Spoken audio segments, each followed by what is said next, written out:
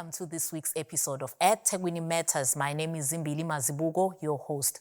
On today's episode, we explore the critical work being done by the Human Settlements Directorate with a focus on formal housing initiatives.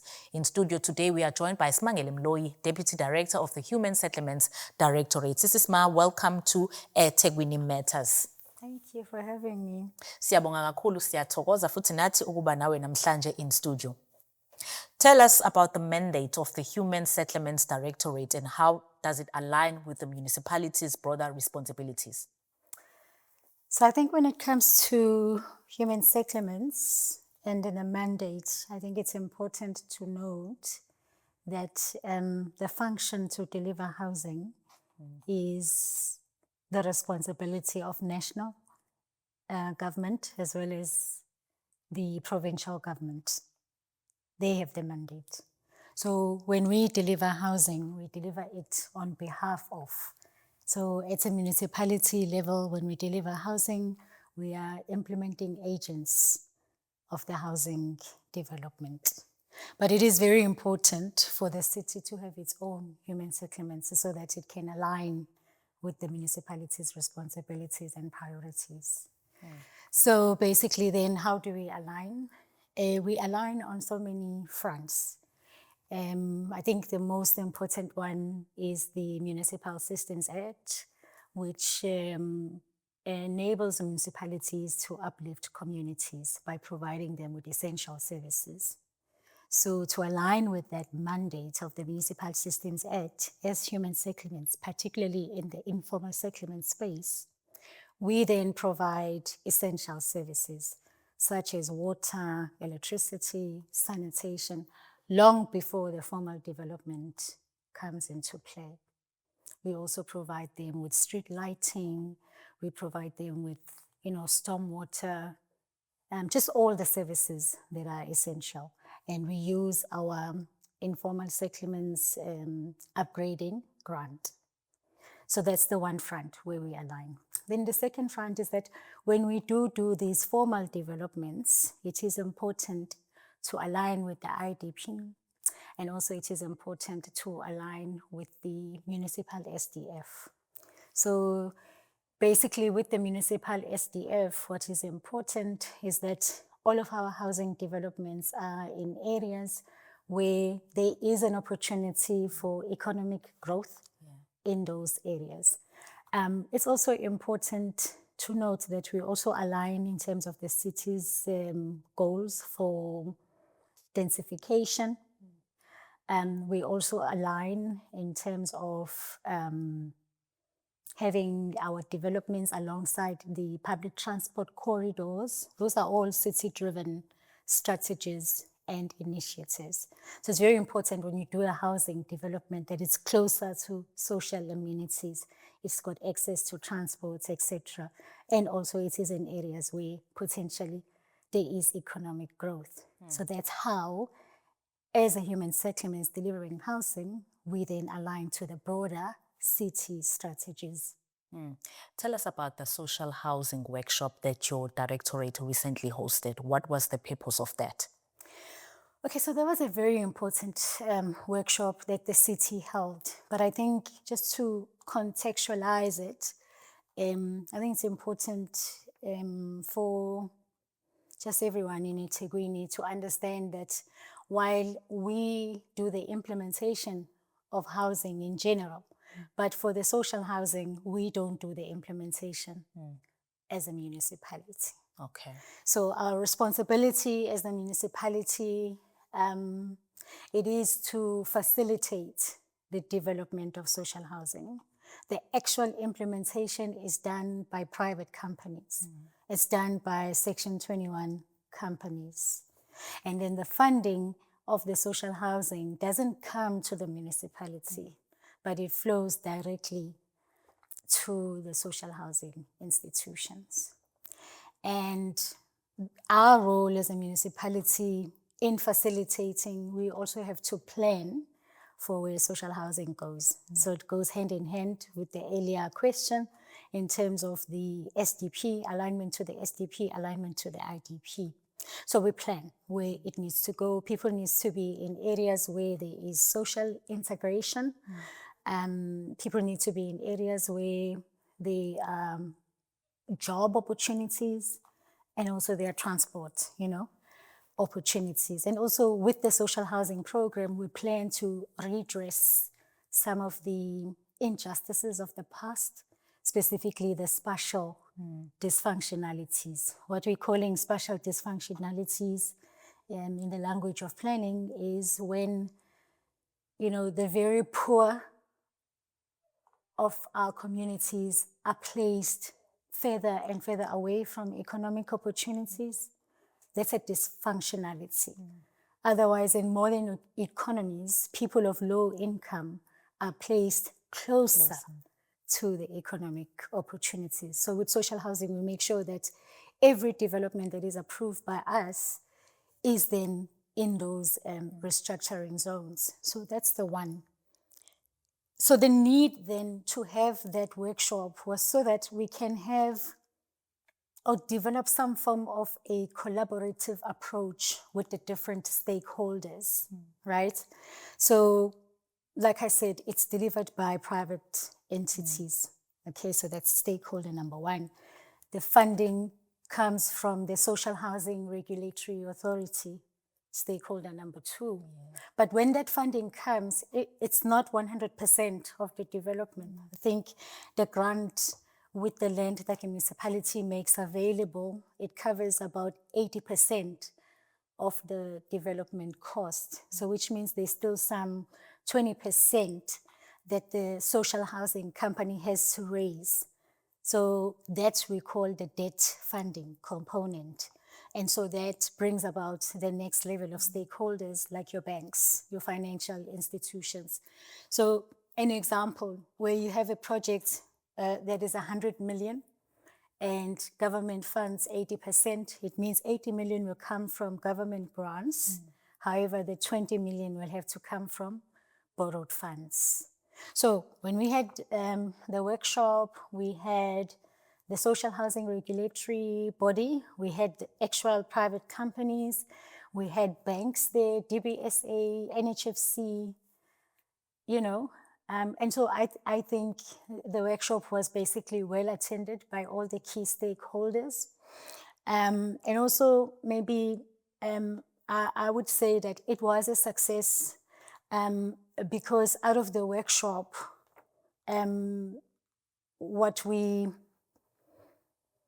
some of the resolutions which are currently under implementation. For one, the banks said to us that when we appoint these private companies, we must ensure that they are bankable.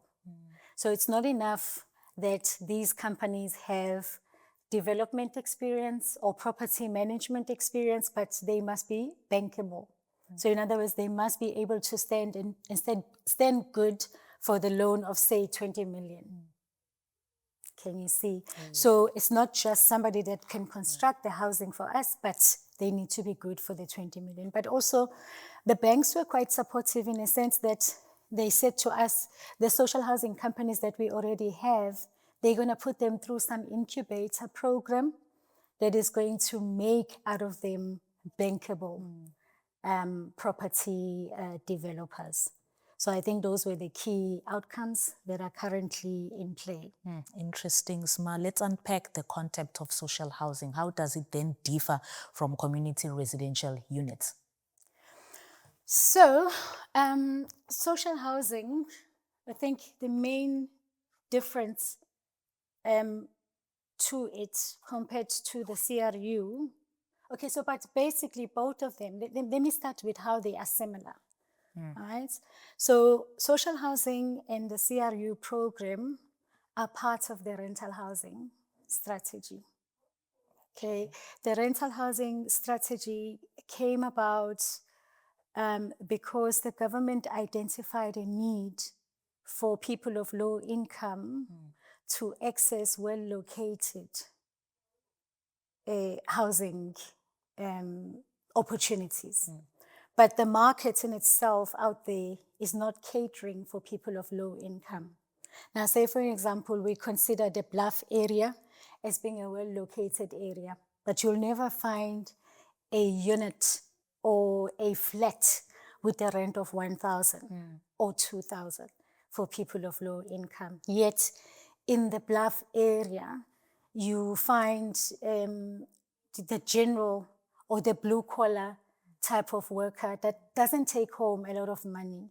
So it forces them to actually stay far away from the work opportunities. So the government then identified a gap and said in these well-located areas, they want to drive the rental housing strategy that brings about housing opportunities for people of low income. So social housing and CRU are similar in that they are both rental housing program.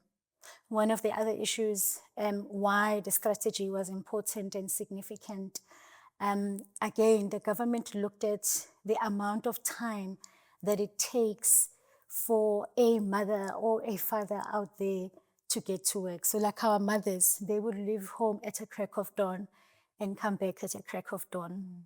Not crack of dawn, but come back very late in the night, okay? And so what that does is that it takes away that much needed, family quality time, or for a mother or for a father to have an opportunity to raise their children, and show them the way. So it takes away quality time. So looking at all of those, then the government came up with a strategy for rental housing. I want us to look at The difference now. Yes. So how are they different?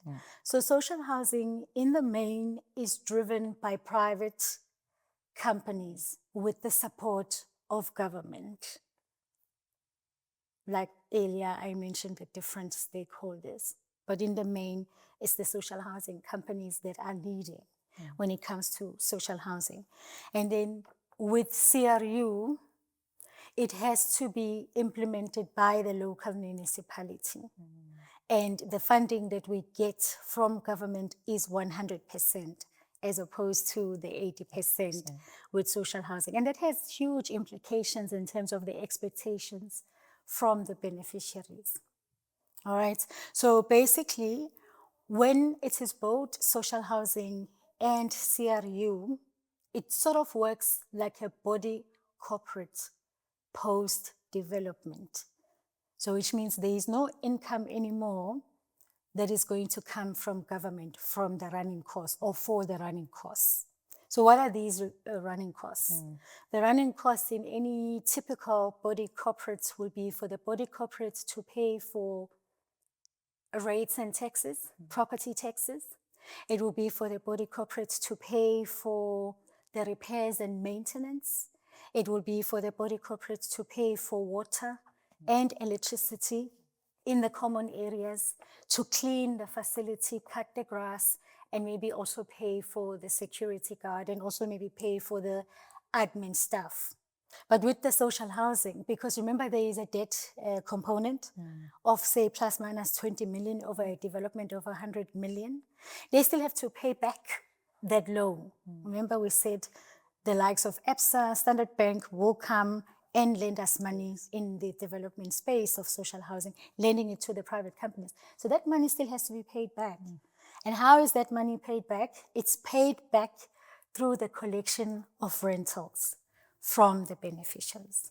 So when the beneficiaries don't pay for social housing on the basis that there are grants that have gone in, becomes a problem. It becomes a problem because they will collapse, the development. So similarly for CRUs, I still have to pay the running costs. But the only running costs that I don't have, I think there's two of them. I don't have to pay for rates because the municipality doesn't charge rates on its own property. Municipality, and also I don't have the debt because government funds municipalities for the CRU program at 100%. But I still have all the other running costs. So if, for instance, in the upgrades that I'm doing in the hostels, if they're not paying me my rent, what that means is that if they break a window, if they break a door, I can't come and fix it. And the more backlog maintenance I have, the more rundown the property will look. So they too still, notwithstanding that their rent will be lower than that of social housing, but it still has to be paid because I still have maintenance and repairs to do. So for example, say there is a sewer block, they call me. Say, maybe one of the units catches fire, I still need to come and repair. And how I repair is that I have to pay for the insurance over the buildings. And to recover that money, it forms part of the rental charge. But as a municipality, we don't intend to make any profits over the rentals that we charge. So our rentals are extremely low when you compare them to that of a social housing. But however, with the social housing, it is able to accommodate beneficiaries that are earning much higher income than that of a CRU. So say, for example, in social housing, it can accommodate people that are earning up to 22,000 a month. But with the ECRU, currently the restriction in terms of policy is that we accommodate people that are earning up to 5,500, right, per month. However, there are exceptions because with the hostels, people have lived there all their lives. Some of them are working for Ilovo Sugar, some are working for, Transnet or Toyota, and the salaries have grown much higher over time. Years, yeah. So mhlawumbe manje they are sitting with salaries at 12,000 or 15,000. So we don't displace them. So you'll find that we do make exceptions to the policy, where in CRU you'll find people that are earning much higher than 5,500, but it is because it's the original beneficiaries of the hostel program. But any new developments, we try as much as possible to align to policy for allocation. But can you see why it has to be done by the municipality? Because it accommodates, the most low of incomes. Yeah. Now let's talk about the refurbishment of E Block D Dalton Hostel. How much funding was the city allocated to this project, and what improvements will distinguish the new structure from the old one? Okay, so the Block D refurbishments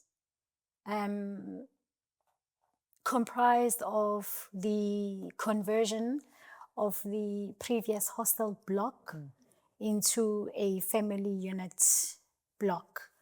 So the family units, it's when you have a 1-bedroom that is self-contained, which means it's got, 1 bedroom for parents and another bedroom for children, and then a small kitchenette and a toilet and a shower, as well as, lounge space, which then, moves away strategically from common shared type of accommodation. So the refurbishment in Dalton Block D yielded 58 family units, a combination of 1-bedrooms and 2-bedrooms. And the project cost was approximately 22 million, inclusive of VAT. And in terms of the